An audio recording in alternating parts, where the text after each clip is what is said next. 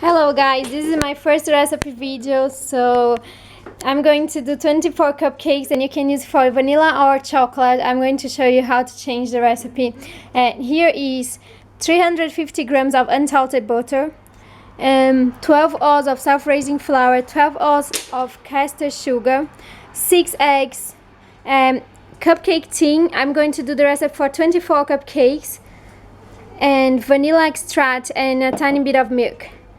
So first we are going to beat the sugar, and we are going to beat the butter, and when it's creamy we are going to add the sugar, right? It's going to be around 5-6 minutes beating the sugar with the unsalted butter. So then I continue. Thank you.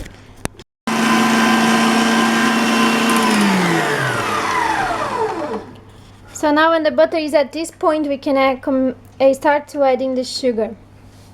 So I usually add all in once because, well, I don't have time. So yeah, now we continue to beat and until light and fluffy.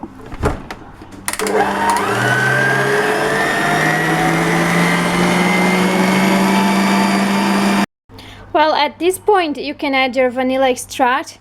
Usually I don't measure that very much. Like if it's vanilla cupcakes, I usually add more, but if I'm going to do both flavors like chocolate and vanilla, then I add a little bit less. So now you can continue beat it, and then we are going to get a point that you can add your first egg and alternate with your sifted self-raising flour.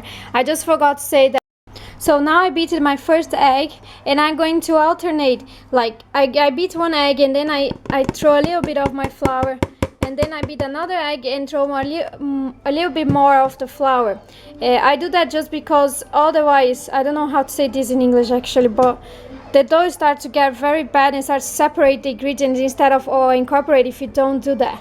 So make sure you do it. And anyway, if it doesn't look very nice in the batter, don't worry, because in the oven it's going to be all sorted. So this is how your batter should look like after you add and beat all the ingredients for a few minutes.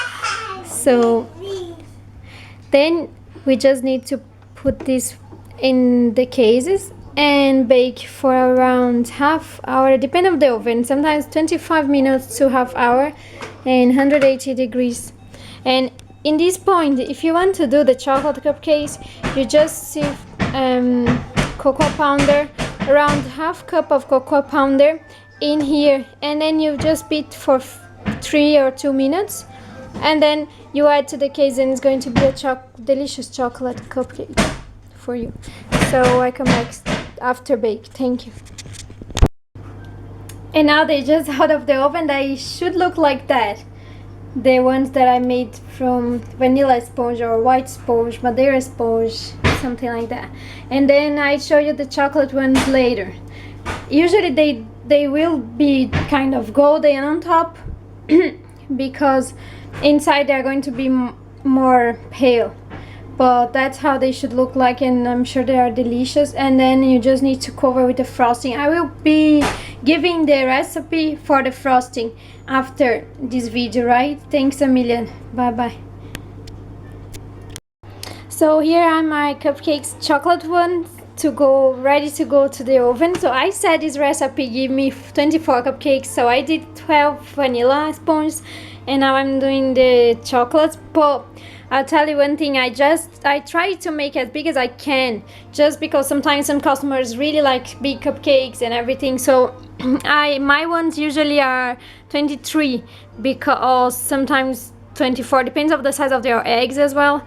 So this is missing one, but it's no problem because I don't have a big order of those cupcakes. I'm just making to demonstrate and for a cake taste today.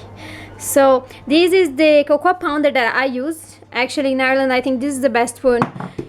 It is not the cheapest, but it worth it because the quality is so good that you don't need to use that much to get the flavor.